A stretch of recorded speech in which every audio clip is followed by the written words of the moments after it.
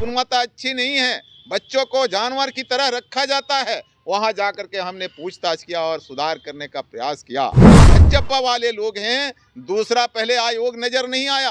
सबसे पहले कोई आयोग नजर आया तो महादलित, अनुसूचित जाति और जनजाति अति पिछड़ा आयोग को इन लोगों के द्वारा भंग किया गया है। सरकार ने जैसे ही पलटी मारी और आपको वहां से हटा दिया गया, पूरा कमेटी को ही भंग कर दिया गया, आखिर ऐसा क्यों हुआ?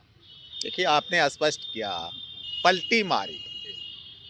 निश्चित तौर पर लोकतंत्र के दुश्मन और संविधान के जो दुश्मन लोग बैठे हुए हैं, उस वैचारिक ढंग से कभी नहीं चाहते हैं कि गरीबों की भला हो, अनुसूचित जाति के लोगों की भला हो। आम जनों से कोई मतलब नहीं है। यह आयोग बंद पड़ा हुआ था।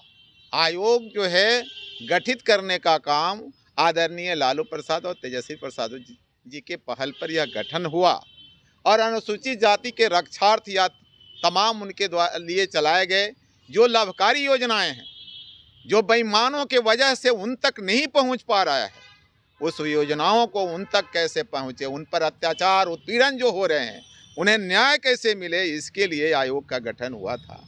आयोग का टेन्योर 3 वर्षों के लिए है, परंतु जो लगातार अनुसूचित जाति आयोग जो है कई एक जिला में जाकर के अनुसूचित जाति पर हुए अत्याचार, अनाचार, उत्पीड़न के खिलाफ में आवाज़ उठाने का काम किया और प्रशासन के लोगों से कोशिश किया कि उन्हें न्याय मिले या फिर उनके लिए चलाए गए जितनी भी लाभकारी योजनाएं हैं उन तक कैसे पहुंचे, पदाधिकारियों का रिव्यू करने का काम हमने किया। और उतना ही नहीं, जो भी संस्थाएं हैं, चाहे वह आवासीय विद्यालय है, वह छात्रावास है जो बंद की स्थिति में है, पढ़ाई की गुणवत्ता अच्छी नहीं है, बच्चों को जानवर की तरह रखा जाता है, वहां जाकर के हमने पूछताछ किया और सुधार करने का प्रयास किया।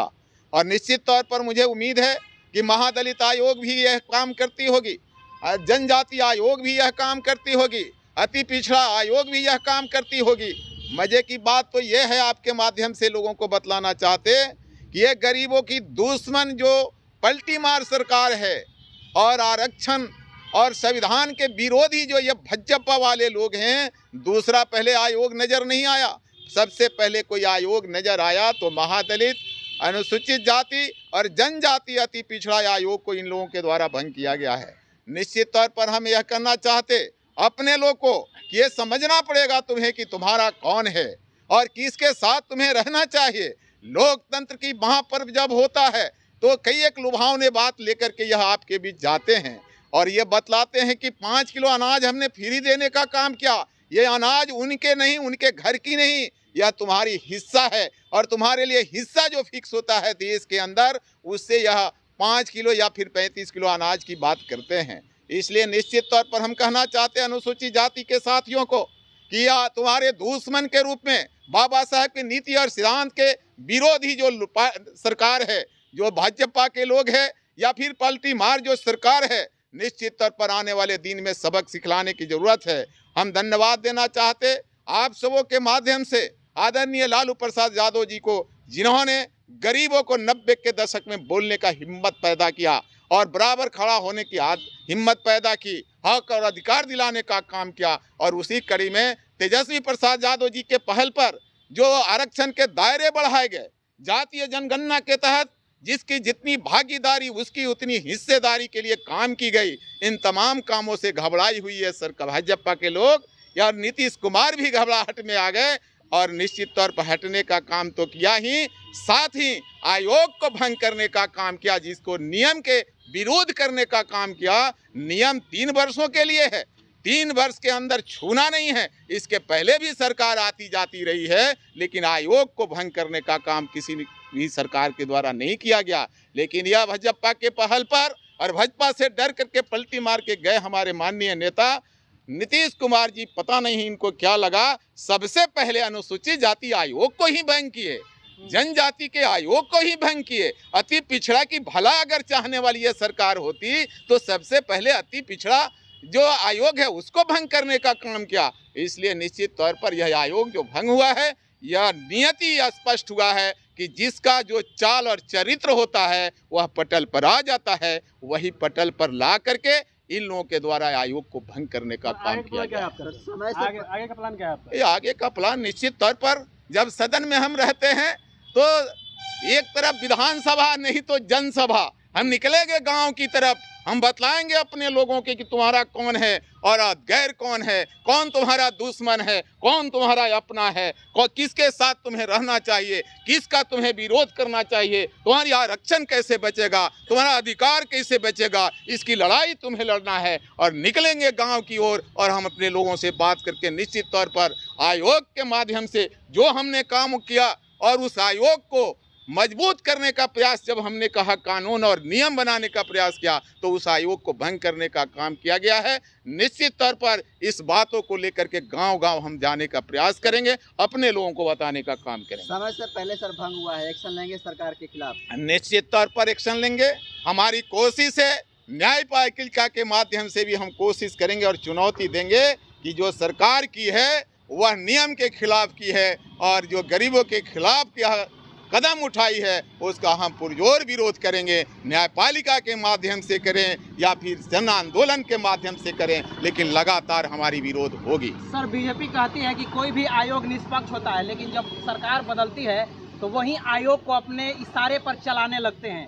इस पर लेकर आप क्या कहेंगे? देखिए, जहाँ तक बीजेपी की बात कह रहे थे, जितनी भी स्वतंत्र एजेंसियां हैं देश के अंदर, किसी भी स्वतंत्र एजेंसियां की साख या अगर खत्म करने का कोई काम किया तो बीजेपी के लोगों ने किया है।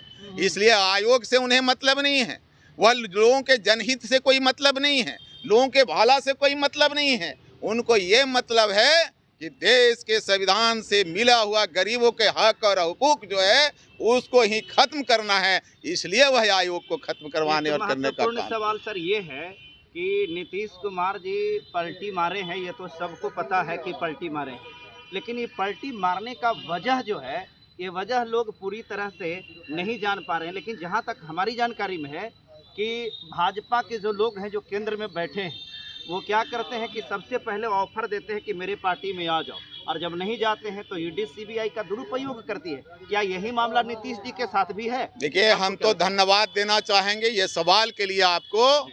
एक चीज स्पष्ट है, ये घुटना टेक कर नेता हमारे लोग नहीं हैं। आदरणीय लालू प्रसाद यादव जी जो सामाजिक न्याय के पुरोधा हैं देश के स्तर पे, वह कितनी हवाएं आई और गई और कितनी धमकियां आई।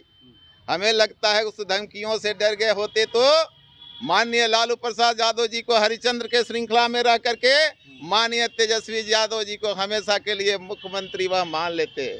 लेकिन हम धन्यवाद देना चाहेंगे, आभार प्रकट करते हैं अपने नेता को, लालू प्रसाद यादव जी को कभी झुके नहीं, कभी टूटे के नहीं, कभी रुके नहीं, और उसी रास्ते पर हमारे नेता तेजस्वी प्रसाद यादव जी लगातार गरीबों के सवाल पर लड़ने का काम कर रहे हैं, कभी झुके नहीं, कभी रुके नहीं।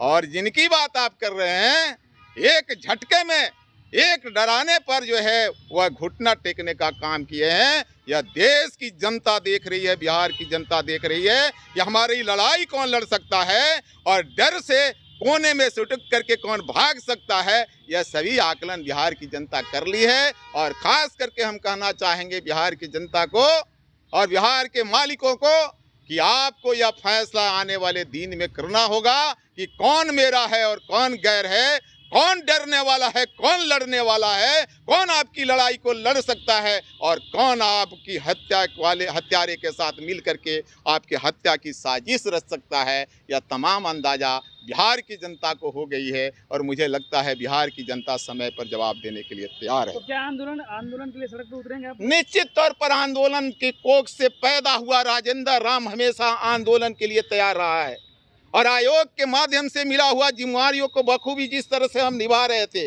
मैं आंदोलन के कोख से पैदा हूं राजेंद्र राम, अपने जितने भी गरीब के लोग हैं उनके लिए आंदोलन के लिए मैं सड़क पर उतरने का काम करूंगा। और उसका तिथि तय नहीं, मैं जिस रोज आयोग से निकला उसी रोज से शुरू है और फिर लगातार मेरा सदन से निकला हूं, सड़क पर आंदोलन चलता रहेगा।